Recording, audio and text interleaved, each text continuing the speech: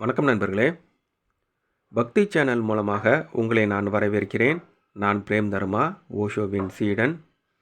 அன்பு, காதல், பக்தியின் மூலமாக ஞானநிலை அடைவது எவ்வாறு என்பதை ஓஷோவினுடைய வழிகாட்டுதலின்படி இந்த சேனல் இருக்கும்.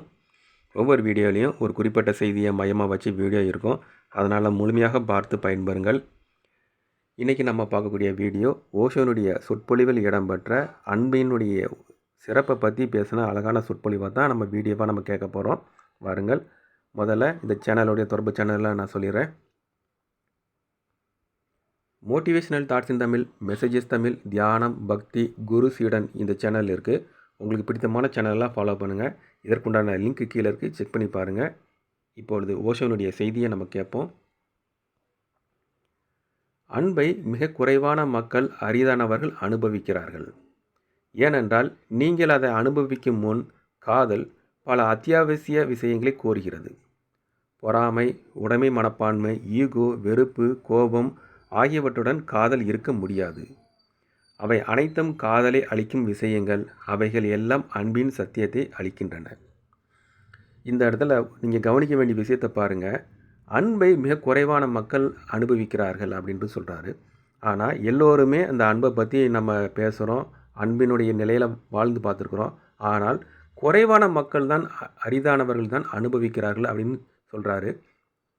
அதற்குண்டான காரணத்தை இந்த இடத்துல நீங்கள் பார்க்குறீங்க. பொறாமை, உடைமை மனப்பான்மை, ஈகோ, வெறுப்பு, கோபம் இது எல்லாமே காதல் அப்படின்ற நிலையில் இருக்கக்கூடாது அப்படின்னு சொல்கிறாரு. இதை நீங்கள் கவனித்து பாருங்கள். உங்களுடைய வாழ்விலும் உங்களுடைய சொந்த வாழ்விலும் இது போன்ற ஒரு தருணத்தை நீங்கள் அனுபவித்திருப்பீர்கள். ஓஷோனுடைய இந்த இடத்துல வழிகாட்டக்கூடிய அந்த செய்தியை பாருங்கள். அரிதான மக்கள் அனுபவிக்கிறார்கள் அப்படின்னு சொல்கிறாரு. அதற்குண்டான காரணத்தையும் சொல்கிறாரு. உங்களுடைய வாழ்வில் இதனை நீங்கள் அனுபவித்து பாருங்கள். அடுத்த செய்தியை நம்ம கேட்போம். அன்பு ஒருவர் தன்னைத்தானே தெரிந்து கொள்வதற்கான சாத்தியம்.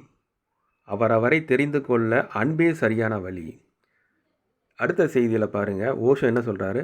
அன்பு தான் ஒருவரை ஒருவர் அறிந்து கொள்வதற்கும் தன்னைத்தானே உணர்ந்து கொள்வதற்கும் ஒரு சரியான வழியாக இருக்குதுன்னு சொல்கிறாரு. ஆக அன்பின் மூலமாகத்தான் ஒருவரை நம் தொடர்பு கொள்ளவும் முடியும், தன்னையும் தொடர்பு கொள்ள முடியும் அப்படின்றத செய்தியை சொல்கிறாரு. அடுத்த செய்தியை நம்ம கேட்போம். உன்னையே நேசி. ஏனென்றால் உன்னை நீ நேசிக்கவில்லை என்றால் உன்னை நீ அறிந்து கொள்ள முடியாது. பாருங்கள், உங்களை நீங்களே அறிந்து கொள்ளணும்னா உன்னை நீயே நேசிக்க வேண்டும் அப்படின்றத சொல்கிறாரு. அறிந்து கொள்வது பின்னால் வருவது. அன்பு தான் முதல்ல வருது. அந்த அன்புக்கு பிறகு தான் நீங்கள் உங்களுடைய புரிந்து கொள்ளுதல் வருது அப்படின்னு சொல்கிறாரு பாருங்க. உன்னை அறிந்து கொள்வதற்கு அஸ்திவாரம் உன்னை நேசிப்பது, உன்னை கவனிப்பது. ஏனென்றால் உன்னை நேசிக்காவிட்டால் உன்னை நேருக்கு நேர் சந்திக்க முடியாது, போய்விடும். அன்பினுடைய உயர்வை பாருங்கள். அன்பு தான் ஒரு மனிதருக்கு உண்டான தொடர்பை ஏற்படுத்துது. உங்களுக்கு உங்களுடைய தொடர்பை ஏற்படுத்துவதும் அந்த அன்பின் மூலமாக தான் அப்படின்றத சொல்கிறாரு. அடுத்த செய்தி. அன்பு மிக நுட்பமான சக்தி. எல்லா சக்திகளுக்கும் அடித்தளமாக அமைவது அன்பே. அன்பு பல வடிவங்களில் எடுக்கிறது. அன்பு ஒரு நுட்பமான சக்தின்னு சொல்கிறாரு. எல்லோருமே அன்பு செலுத்துகிறோம். ஆனால் இது ஒரு நுட்பமான சக்தியாக இருக்கிறது, செயல்படுகிறது அப்படின்றத நீங்கள் உணர்ந்து பார்க்கணும். எல்லா சக்திகளுக்குமே அடிப்படையாக இருக்கிறதே இந்த அன்பினுடைய சக்தி தான் அப்படின்னு சொல்கிறாரு ஓஷோ. அடுத்த செய்தியை நம்ம கேட்போம்.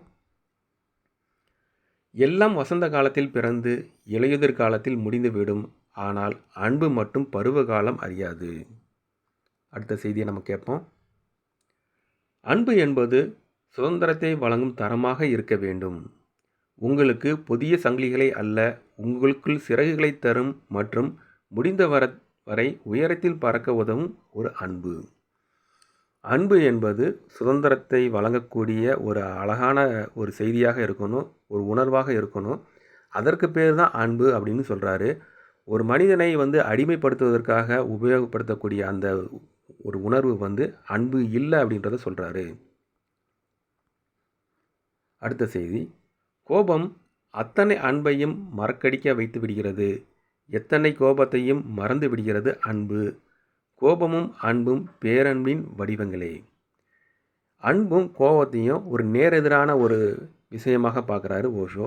இந்த இடத்துல ஒரு அன்பு ஒரு கோபத்தையும் மறக்கடித்து விடுகிறது அப்படின்றத சொல்கிறாரு. இது போன்ற நல்ல செய்திகளுக்காக ஓஷோனுடைய தொடர்பில் உங்களை இணைத்து கொள்ளுங்கள். இதுவரை கேட்டுக்கொண்டிருந்த நண்பர்கள் அனைவருக்கும் நன்றி, வணக்கம்.